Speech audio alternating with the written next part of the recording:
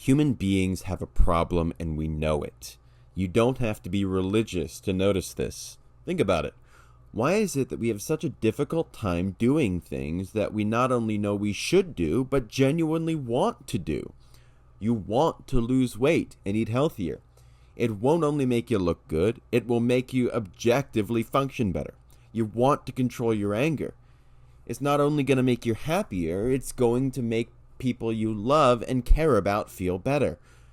But there's something inside us which seems to drive us off course. And no matter how hard we try, we can't perfectly stay on the course, and we make ourselves miserable.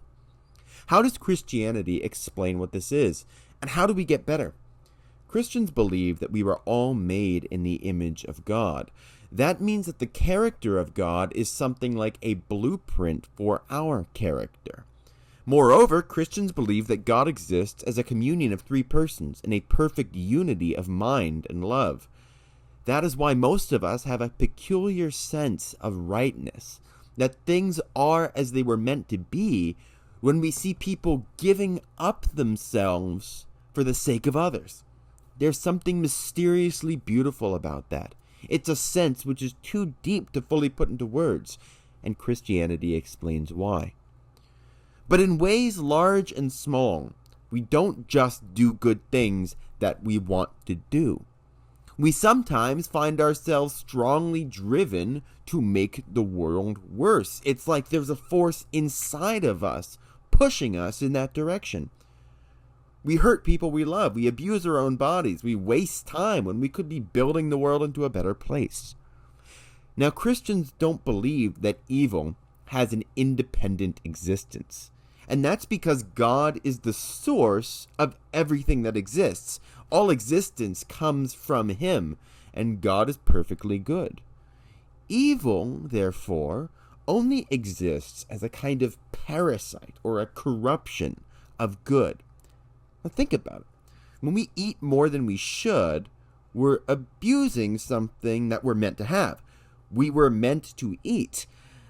Eating not only sustains our bodies, but it mysteriously expresses our oneness with the world, because our bodies are built from the world that we take into ourselves.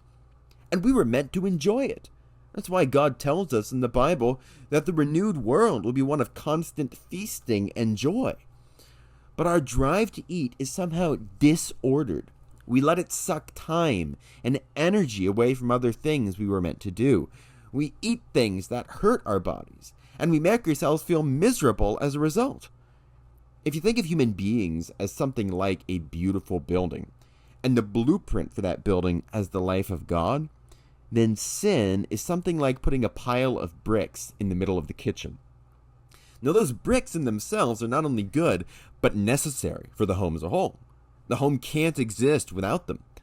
But putting them in the middle of the kitchen messes up the design of the whole house. It's using them in a way that's contrary to their intention. It's the same with what we call sin. Sin takes good things, things which are meant to contribute to the full portrait of what it means to be human, and it uses them in the wrong places and in the wrong ways. And just like bricks in the middle of the kitchen makes the entire home feel off and uglier than it would be otherwise, so also does sin throw our entire human life out of sync. This is where Christians believe that Jesus sets things right. Remember how I said that the life of God is something like a blueprint for human life? Well, Jesus is God. He eternally lives with and in the Father. He's the very definition of rightness and beauty. And in what Christians call the incarnation, this person, the eternal Son, took into his own life a human life, which is just as human as yours and mine.